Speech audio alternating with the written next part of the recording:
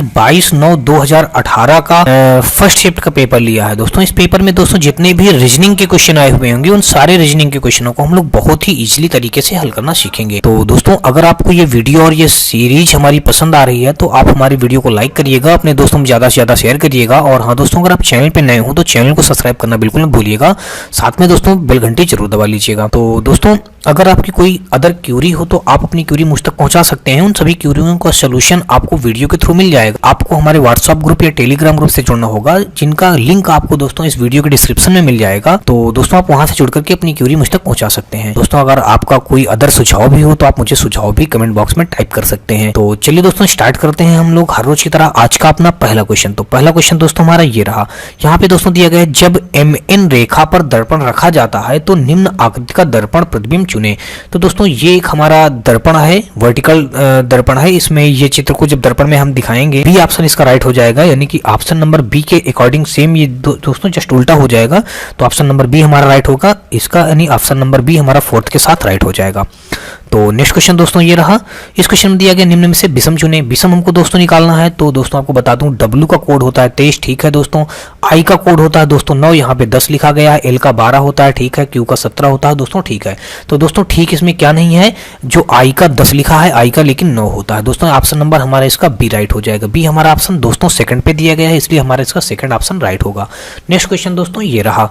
इस क्वेश्चन में दोस्तों दिया गया है 100 वर्षों की अवधि में कितने लीप वर्ष होते हैं। तो दोस्तों आपको बता दूं कि इस 100 वर्ष में जब हम हर प्रत्येक चौथे वर्ष हमको लीप वर्ष मिलता है दोस्तों, तो हम 4 का भाग जब 100 में देंगे तो दोस्तों आपको पता होगा कि 25 आ जाएगा। तो यहाँ से हमको बात पता चली कि 25 लीप वर्ष होंगे। लेकिन दोस्तों ऐसा नहीं होता है कि हम 25 मानेंगे, लेकिन दोस्तों होता क्या है कि हम एक 25 से कम करके मानते हैं, यानी कि 24 हमारे लीप वर्ष हो जाएंगे। तो दोस्तों 24 कैसे होंगे, अगर आपको इसको डिटेल से जानना है तो आप हमारे प्लेलिस्ट में जाइएगा, वहाँ से आप कैलेंडर की वीडियो देखिएगा, वहाँ से आपको सारी इसकी विधिवत पूरी जानकारी मिल जाएगी। तो दोस्तों यहाँ पे 24 इसका राइट आंसर हो जाएगा। 100 वर्षों की अवधि में कितने लीप वर्ष होंगे दोस्तों 24, यानी कि ऑप्शन नंबर हमारा इसका थर्ड राइट हो जाएगा। चलिए दोस्तों नेक्स्ट क्वेश्चन देखते हैं। यहाँ पे दिया गया है निम्नलिखित कथन के साथ बिंदु फर्स्ट व सेकंड के रूप में अंकित 2 धारणाएं दी गई हैं। कथन और धारणाओं पर विचार करें और निर्णय लें कि कौन सी धारणाएं कथन से अंतर्निहित हैं। अब दोस्तों कथन दिया गया है, एक मां ने अपनी बेटी को बताया जंक फूड पर टूट पड़ना मोटापे के कारणों में से एक है। तो धारणा बताई गई है दोस्तों, जंक फूड से मोटापा होता है। तो दोस्तों ये बात बिल्कुल सही है कि जंक फूड खाने से मोटापा बढ़ेगा दोस्तों। तो ठीक है, ये दोस्तों जो ये कथन धारणा फर्स्ट है, ये धारणा फर्स्ट हमारी कथन में कही गई बातों के अकॉर्डिंग मैच खाती है, इसलिए दोस्तों हमारा फर्स्ट हमारा धारणा राइट हो जाएगी।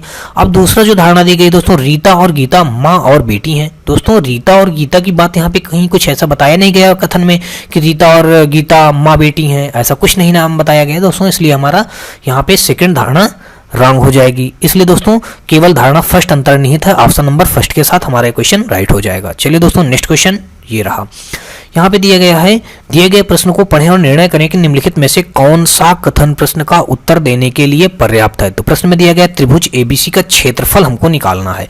अब दोस्तों त्रिभुज ABC का क्षेत्रफल ज्ञात करने के लिए हम क्या करेंगे कि सबसे पहले हमको ये त्रिभुज पता होना चाहिए। अब त्रिभुज में दोस्तों ये हमको जो भुजाएं पता है, AB एक भुजा पता है, यानी कि AB ये भुजा दोस्तों हमको पता है कितनी 12 है। और फिर दोस्तों हमको BC पता है, BC हमको पता है ये भी 12 है। अब दोस्तों हमको AC निकालना है, तो हम AC निकाल सकते हैं। जब दोस्तों AC निकाल लेंगे, जब हमको तीनों भुजाएं पता हो जाएंगी, तो दोस्तों हम जानते हैं इसका त्रिभुज की तीनों भुजाएं पता होने पे हम आराम से क्या निकाल लेंगे, इसका त्रिभुज का क्षेत्रफल निकाल। तो दोस्तों जब तीनों भुजाएं हमको पता हो जाएंगी यहाँ से, तो हम इसका क्षेत्रफल निकाल सकते हैं। तो ऑप्शन नंबर दोस्तों हमारा इसका फर्स्ट और सेकंड, यानी दोनों की जरूरत पड़ेगी तब जाके हम त्रिभुज का क्षेत्रफल निकाल पाएंगे। तो इसका यानी कि दोनों ही फर्स्ट और सेकंड पर्याप्त हैं इस त्रिभुज का क्षेत्रफल निकालने के लिए।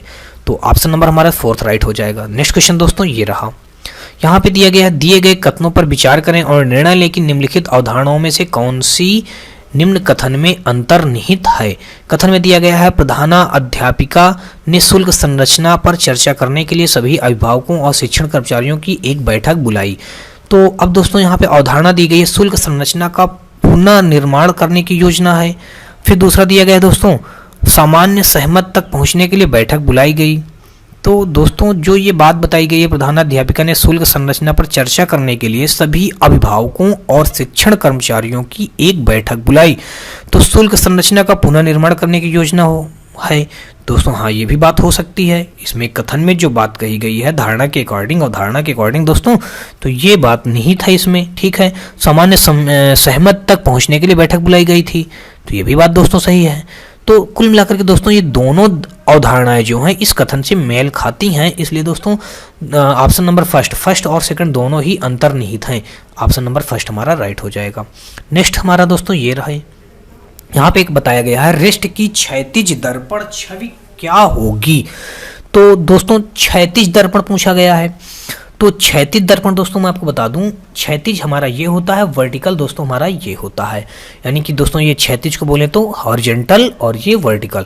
दोस्तों जब इस प्रकार से हम रेस्ट लिखेंगे यहाँ पे रेस्ट, अब इसको जब ये हमारा ये दर्पण है ऐसे करके दोस्तों, तो इसको जब हम देखेंगे तो ये हमारा कैसा बनेगा, तो ये फाइनली दोस्तों हमारा ऑप्शन नंबर सी के अकॉर्डिंग बन जाएगा। इसका जस्ट उल्टा नीचे बनेगा करके दोस्तों, तो इसलिए ऑप्शन नंबर हमारा इसका सी राइट हो जाएगा। ऑप्शन नंबर हमारा फर्स्ट के साथ चला जाएगा ये। तो नेक्स्ट क्वेश्चन देखते हैं दोस्तों। नेक्स्ट क्वेश्चन हमारा ये रहा, यहाँ पे दिया गया यदि प्लस का अर्थ है माइनस, माइनस का अर्थ है गुणा और भाग का अर्थ है प्लस और गुणा का अर्थ है भाग, तो इस इक्वेशन की वैल्यू हमको फाइंड करनी है। तो हल कर लेते हैं दोस्तों। यहाँ पे दिया गया है 23 और यहाँ पे जो दोस्तों माइनस लगा है, माइनस को बताया गया माइनस का अर्थ है गुणा, तो हमने यहाँ पे गुणा लगा दिया और यहाँ पे 4 लिख दिया। फिर दोस्तों यहाँ पे डिवाइड बना हुआ है, नहीं दोस्तों प्लस है, तो प्लस को इसने क्या बता रखा, प्लस का अर्थ है दोस्तों माइनस, तो यहाँ पे हमने माइनस बना दिया और यहाँ पे हमने 15 लिख दिया। फिर दोस्तों मल्टीप्लाई है, तो मल्टीप्लाई को यहाँ पे बता रखा, मल्टीप्लाई का अर्थ है डिवाइड, तो हमने यहाँ पे दोस्तों डिवाइड बना दिया और यहाँ पे हमने आगे लिख दिया दोस्तों 3 और फिर डिवाइड को क्या बनाना है दोस्तों, डिवाइड को हमको प्लस बनाना है, यहाँ पे हमने प्लस बना करके आगे 10 लिख दिया। अब दोस्तों हम जानते हैं कि 24 दोस्तों यहाँ पे 23 है, 23 मल्टीप्लाई 4 और 3 का जब भाग 15 में देंगे दोस्तों, तो यहाँ पे 5 आ जाएगा और यहाँ पे प्लस का दोस्तों 10 हो जाएगा। 24 तिरको दोस्तों होता है हमारा 4 3 12, 4 दूना 8, 1 9, नहीं दोस्तों 23 चौको होता है, 4 3 12 और दोस्तों हमारा 4 दूना 8 1 9 92 होता है और यहाँ पे दोस्तों माइनस का 5 हो जाएगा प्लस का 10। 92 में दोस्तों 10 जोड़ देंगे तो 102 हो जाएगा। 102 से दोस्तों हमारा जब 5 घटेगा तो यहाँ पे 97 आ जाएगा। यही हमारे इसका राइट आंसर बन जाएगा। ऑप्शन नंबर हमारा थर्ड के साथ राइट हो जाएगा। नेक्स्ट क्वेश्चन दोस्तों ये रहा, यहाँ पे बताया गया है निम्नलिखित कथन के साथ बिंदु फर्स्ट व सेकंड 2 के रूप में अंकित 2 तर्क दिए गए हैं। कथन और तर्क पर विचार करें और निर्णय लें कि कौन से तर्क कथन के संदर्भ में प्रबल है। कथन में बताया गया है क्या प्राथमिक का छात्रों के लिए खेल अनिवार्य कर देना चाहिए, तो तर्क बताया गया हाँ, शारीरिक विकास के लिए खेल महत्वपूर्ण है। तो उसने क्या बता रखा है दोस्तों, शारीरिक विकास के लिए खेल महत्वपूर्ण है। बिल्कुल बात सही है दोस्तों। यहाँ पे जो फर्स्ट तर्क बताया गया है कथन से मैच खाता है, यानी प्रबल है तर्क ये कथन को देने के लिए। अब दोस्तों अगला जो तर्क बताया गया, नहीं खेल छात्रों के शैक्षिक समय को बर्बाद करते हैं, इस प्रकार उन्हें शैक्षिक कार्यों पर कमजोर करते हैं। ऐसी बात नहीं है दोस्तों। यहाँ पे ये हमारा सेकंड तर्क बिल्कुल गलत हो जाएगा। फर्स्ट तर्क हमारा कथन से मेल खाता है, इसलिए ऑप्शन नंबर हमारा फर्स्ट के साथ राइट हो जाएगा। चलिए दोस्तों नेक्स्ट क्वेश्चन देखते हैं। नेक्स्ट क्वेश्चन ये रहा, क्या आप बता सकते हैं कि निम्न कथन के संदर्भ में कौन से तर्क प्रबल हैं। कथन में बताया गया है क्या नदियों को जोड़ने का काम सरकार को प्राथमिकता से करना चाहिए। तो अब यहाँ पे तर्क कहा गया हाँ, आने वाले समय में इससे दूरस्थ इलाकों में पानी की कमी पूरी तरह से खत्म हो जाएगी। बिल्कुल बात सही है दोस्तों। अगर नदियों को जोड़ने का काम सरकार प्राथमिकता से करे तो क्या होगा, आने वाले समय में इसकी दूरस्थ इलाकों में पानी की जो कमी है उसकी पूरी तरीके से उसको मतलब खत्म किया जा सकता है, जो पानी की कमियां हैं।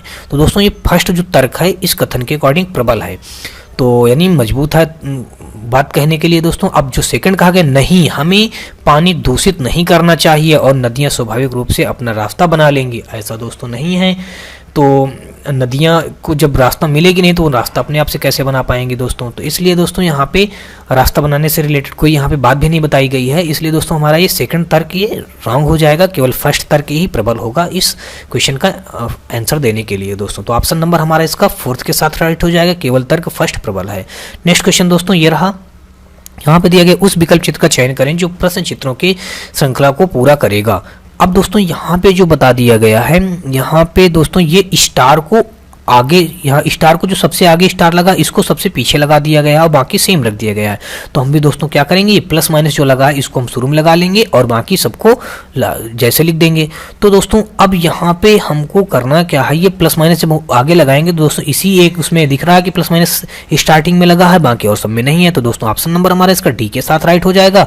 डी हमारा दोस्तों 2 में दिख रहा है, इसलिए दोस्तों ऑप्शन नंबर 2 का डी हमारा राइट होगा। नेक्स्ट क्वेश्चन दोस्तों ये रहा, कहा गया इस श्रृंखला की अगली संख्या ज्ञात करें। हमको इस श्रृंखला की अगली संख्या ज्ञात करना है दोस्तों। तो दोस्तों यहाँ पे 14 में अगर हम 3 का मल्टीप्लाई करते हैं तो 14 3 42 हो जाएगा। अब दोस्तों अगर हम 42 में 3 का मल्टीप्लाई करें दोस्तों, 3 दूना 6, 3 चौक 12, 126 मिल गया। ऐसे ही दोस्तों 126 में जब हम 3 का मल्टीप्लाई करेंगे तो 3 18 हो जाएगा, 3 दूना 6, 1 7 हो जाएगा, 3 1 3, तो फाइनली दोस्तों 378 आ जाएगा। यही हमारे इसका राइट आंसर बनेगा। ऑप्शन नंबर हमारा 4th के साथ राइट हो जाएगा। नेक्स्ट क्वेश्चन दोस्तों ये रहा, यहाँ पे दिया गया निम्नलिखित आकृतियों में वर्गों की संख्या हमको ज्ञात करनी है। तो दोस्तों अगर वर्ग गिने तो ये 1 हो जाएगा, 2 हो जाएगा, 3 हो जाएगा, 4 हो जाएगा और दोस्तों ये हमारा 5 होगा, ये 6 होगा, ये 7 होगा और ये दोस्तों हमारा 8 होगा। 8 के बाद दोस्तों हमारे ये 9 हो जाएगा, ये 9 होगा और ये दोस्तों 10 हो जाएगा, ये 11 होगा और ये 12 होगा। ये पूरा दोस्तों हमारा क्या हो जाएगा, 13 हो जाएगा और ये पूरा दोस्तों हमारा 14 हो जाएगा।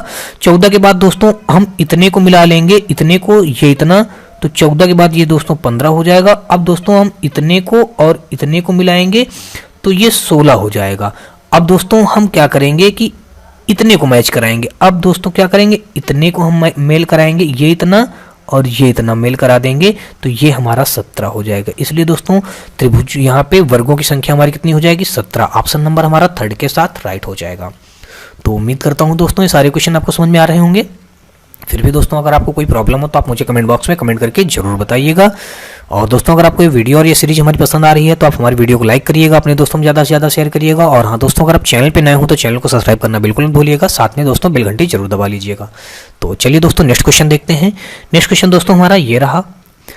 दोस्तों इस क्वेश्चन दिया गया विषम को चुने, हमको विषम बताना है। तो दोस्तों आपको बता दूं ये भी हमारा गणितीय सिंबल है, ये भी गणितीय सिंबल है, ये भी गणितीय सिंबल है, लेकिन दोस्तों ये जो है गणितीय सिंबल इसको नहीं माना जाएगा, ये एक अलग सिंबल है।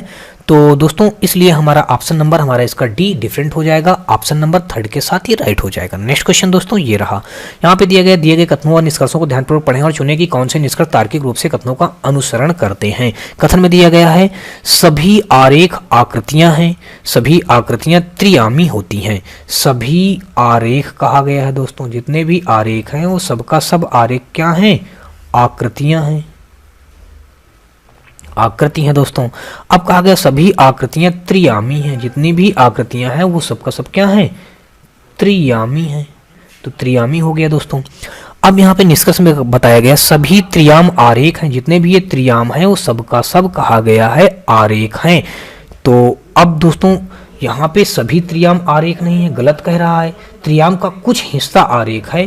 तो पहला हमारा ये गलत बता दिया गया, पहला निष्कर्ष गलत हो गया। दूसरा देखते हैं दोस्तों, सभी आकृतियां आरेख हैं। अब कहा गया जितनी भी आकृति हैं वो सबका सब आरेख हैं, तो ये भी बात बिल्कुल गलत कही गई है दोस्तों। आकृतियों का कुछ हिस्सा आरेख है, इसलिए दोस्तों ये भी रॉन्ग हो जाएगा। तो कुल मिलाकर दोस्तों इसके दोनों निष्कर्ष रॉन्ग है, अनुसरण नहीं करते हैं। ऑप्शन नंबर हमारा 1st के साथ राइट हो जाएगा। कोई निष्कर्ष अनुसरण नहीं करता है, तो 1st हमारा इसका राइट बनेगा दोस्तों। नेक्स्ट क्वेश्चन देखते हैं। नेक्स्ट क्वेश्चन हमारा ये रहा, यहाँ पे बताया गया सुमन महेश और कुमेश का अपने बेटे के चाचा के बेटों के रूप में परिचय करवाती है। तो हमको लड़के सुमन के क्या लगेंगे, हमको ये बताना है। तो दोस्तों यहाँ पे बताया गया है कि सुमन जो है, सुमन महेश और कुमेश। तो ठीक है दोस्तों सॉल्व करते हैं। यहाँ पे मान लिया सुमन हो गई, सुमन जो है महेश और कुमेश का अपने बेटे, तो ये सुमन का बेटा हो गया, अपने बेटे के चाचा के बेटों के रूप में परिचय कराती है। यानी कि सुमन के जो चाचा होंगे, सुमन के जो चाचा होंगे उनके बेटे कौन कौन है, ये महेश और कुमेश। ये महेश और कुमेश ये सुमन के चाचा के मतलब बेटे के रूप में परिचय करवाती है। तो जो ये लड़के हैं ये दोनों, ये सुमन के कौन होंगे। तो दोस्तों अब बता दूं, ये यानी कि यहाँ पे इनके ये जो चाचा हैं तो कुल मिला के दोस्तों 1 मिनट यहाँ पे जो बताया गया है, हाँ तो ठीक है दोस्तों, यहाँ पे सुमन जो है महेश और कुमेश का अपने बेटे के चाचा के बेटों के रूप में करवाते हैं। ठीक है दोस्तों, यहाँ पे मान लीजिए ये सुमन के जो बेटा है उनका ये पिता होंगे, ये पिता हैं, ये माँ है, इनका एक ये परिवार बन गया दोस्तों। ये तो इनके भाई ये जो होंगे इनके बेटे के रूप में करिए परिचय करवाती है। तो दोस्तों पूछा गया है कि सुमन लड़के जो हैं सुमन के क्या लगते हैं, जो ये लड़के हैं सुमन के क्या लगेंगे। सुमन के दोस्तों ये क्या लगेंगे, भतीजे लगेंगे, भतीजे होंगे दोस्तों, क्या होंगे, भतीजे।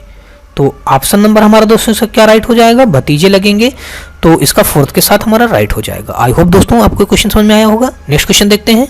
नेक्स्ट क्वेश्चन दोस्तों हमारा ये रहा, यहाँ पे दिया गया निम्नलिखित चित्र श्रृंखला में प्रश्न चिन्ह में कौन सा विकल्प चित्र प्रतिस्थापित करेगा। तो प्रश्न चित्र दोस्तों ये दिया गया, हमको क्वेश्चन मार्क की जगह पे बताना है क्या फिल करेंगे।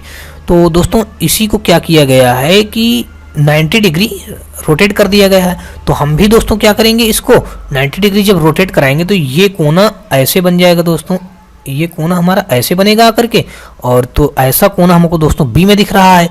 तो ऑप्शन नंबर हमारा इसका बी राइट हो जाएगा। ऑप्शन नंबर बी हमारा दोस्तों सेकंड के साथ राइट होगा। नेक्स्ट क्वेश्चन दोस्तों ये रहा, यहाँ पे दिया गया निम्न संख्याओं की श्रृंखला में कोई एक क्रमानुसार ठीक नहीं है, उस गलत संख्या का विकल्पों से चयन कीजिए। तो अब दोस्तों अगर ध्यान से देखें तो यहाँ पे 1 है, 1 के बाद 2 जीरो है, फिर 2 है, 2 के बाद 3 जीरो हैं। अब दोस्तों 3 है, 3 के बाद दोस्तों यहाँ पे जब यहाँ पे 3 जीरो हो गए, पहले 2 जीरो थे फिर 3 जीरो, इस बार कितने जीरो होने चाहिए, 4 जीरो होने चाहिए। यहाँ पे 1 जीरो कम बनाया गया है दोस्तों। फिर आगे दोस्तों 3 के बाद यहाँ पे 4 है, तो 4 के बाद दोस्तों 5 जीरो देखते हैं, 2 2 4 1 5 जीरो बिल्कुल राइट है। तो दोस्तों ये संख्या हमारी जो है ये यहाँ पे गलत है दोस्तों, ये संख्या हमारी गलत हो जाएगी। तो ऑप्शन नंबर दोस्तों ये संख्या हमारी मैच कर रही है फर्स्ट के साथ, तो हमारा इसका फर्स्ट इसका राइट आंसर हो गया। तो आई होप दोस्तों ये भी क्वेश्चन आपको समझ में आया होगा। नेक्स्ट क्वेश्चन दोस्तों ये रहा, यहाँ पर लिखा है निम्नलिखित में से कौन सी विकल्प आकृति प्रश्न आकृति से निकटतम समानता दर्शाती है। ये प्रश्न आकृति इस विकल्प में कहाँ से मैच करेगी दोस्तों। तो दोस्तों आपको बता दूं ये हमारी मैच खाती है, लेकिन दोस्तों यहाँ इसलिए मैच नहीं खाएगी क्योंकि दोस्तों यहाँ पे वर्ग के अंदर है, यहाँ पे दोस्तों ये हमारा सर्कल के अंतर्गत ही दोनों बना दिया गया है। तो ये हमारा जो है वर्ग के अंदर है बी ऑप्शन। तो दोस्तों बी में हमारा ये मैच खा रहा है, इसलिए दोस्तों हमारा ऑप्शन नंबर इसका बी राइट होगा। बी हमारा फर्स्ट के साथ है दोस्तों, तो ऑप्शन नंबर इसका फर्स्ट का बी हमारा राइट होगा। तो नेक्स्ट क्वेश्चन दोस्तों ये रहा, यहाँ पे दिया गया सरस्वती और गौरी बहनें हैं, गौरी का भाई सरस्वती के पिता से किस रूप से संबंधित है। तो यहाँ पे बताया गया सरस्वती और गौरी बहनें हैं। तो यहाँ पे दोस्तों सरस्वती और गौरी ये दोनों बहन है दोस्तों, ये बहन है, सरस्वती और गौरी बहन है। गौरी का भाई, अब दोस्तों गौरी का जो ये भाई है, गौरी का जो भाई है, गौरी का भाई सरस्वती के पिता। अब दोस्तों जब सरस्वती के पिता होगा तो गौरी और इनके भाई का भी पिता होगा, सरस्वती के पिता, यानी कि ये गौरी के भाई सरस्वती के पिता, सरस्वती के पिता का ये पिता का पिता, ये हो गए पिता से पिता किस रूप से संबंधित है। तो दोस्तों ये अब दोस्तों जब सरस्वती और गौरी के पिता तो इसके भाई का भी ये पिता होगा। अब जो सरस्वती गौरी के जो ये होंगे वही इसके भाई के भी होंगे। तो दोस्तों इनका यानी कि गौरी के पिता का इनसे क्या संबंध है, यानी कि इनका रिलेशन ऐसे पूछा गया है। तो दोस्तों ये कौन लगेंगे, इनके पोता लगेंगे। तो इसलिए दोस्तों ऑप्शन नंबर हमारा इसका थर्ड के साथ राइट हो जाएगा, यानी कि पोता इसका राइट आंसर हो जाएगा दोस्तों।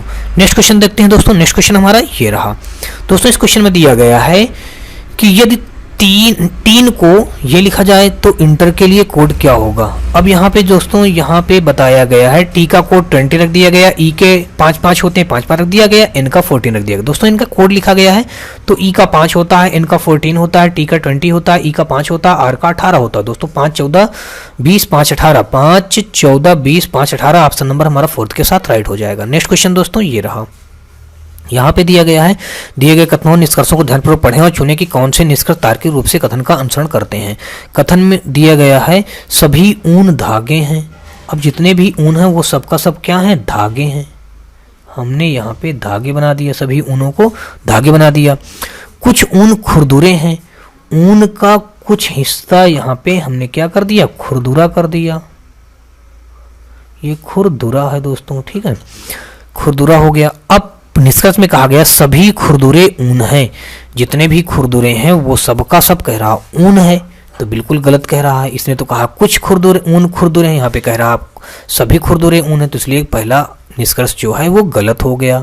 अब सेकंड निष्कर्ष जो दिया गया कुछ धागे खुरदुरे हैं, धागों का कुछ हिस्सा कह रहा खुरदुरा है, तो बात सही है कि धागे का कुछ हिस्सा ये खुरदुरा हो रहा है, इसलिए हमारा सेकंड निष्कर्ष राइट हो जाएगा। तो ऑप्शन नंबर दोस्तों हमारे इसका सेकंड निष्कर्ष हो रहा है, मतलब निष्कर्ष सेकंड निष्कर्ष हो रहा है, तो ऑप्शन नंबर हमारा सेकंड के साथ राइट होगा। केवल निष्कर्ष सेकंड आंसर करता है, ये ऑप्शन हमारा सेकंड में मैच खा रहा है, इसलिए दोस्तों सेकंड हमारा राइट हो जाएगा। नेक्स्ट क्वेश्चन दोस्तों, नेक्स्ट क्वेश्चन हमारा ये रहा दोस्तों। इस क्वेश्चन में दिया गया है कौन सा वेन आरेख निम्न के बीच के संबंध को सही तरह से दर्शाता है, कार, पार्क, उपग्रह। अब दोस्तों कार जो है ये भी हमारी अलग एक चीज है, पार्क भी हमारा अलग है और उपग्रह भी हमारा अलग है। दोस्तों कुल मिला के तीनों अलग है, इसलिए हमारे तीनों के अलग अलग डायग्राम बन जाएंगे, इसलिए ऑप्शन नंबर दोस्तों हमारा इसका थर्ड के साथ मैच कर रहा है, इसलिए दोस्तों हमारा ऑप्शन नंबर थर्ड इसका राइट आंसर हो जाएगा। नेक्स्ट क्वेश्चन दोस्तों ये रहा, यहाँ पे लिखा यदि लेम को JYKC के रूप में कोड किया जाता है तो माइन को इस कोड को कैसे लिखा जाएगा। तो लेम, तो दोस्तों यहाँ पे L का कोड होता है 12 और A का 1 होता है और M का 13 होता है, E का 5 होता है, तो J का दोस्तों 10 होता है और Y का होता है हमारा यहाँ पे 25 और K का होता है दोस्तों 11 और C का दोस्तों होता है 3। तो कुल मिला के दोस्तों यहाँ पे क्या समझ में आ रहा है, 2 माइनस किया गया है, कितना 2 माइनस, यहाँ भी 2 माइनस, सभी में दोस्तों यहाँ पे 2 माइनस करते गया है, तो 2 माइनस करते चले जाएंगे हम भी दोस्तों यहाँ पे। तो M का होता है 13, 13 में जब 2 माइनस कर देंगे दोस्तों हमारा आ जाएगा 11, 11 होता है हमारा K का। उसके बाद दोस्तों I होता है 9 का, 9 में जब 2 माइनस करेंगे दोस्तों तो 7 आ जाएगा, 7 हमारा होता है G का।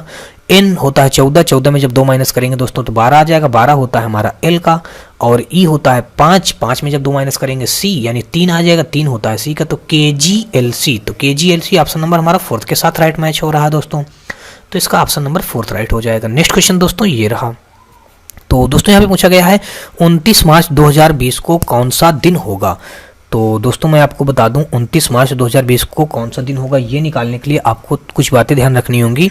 सबसे पहले यहाँ पे Sunday, Monday, Tuesday, Wednesday, Thursday, Friday और ये सैटरडे।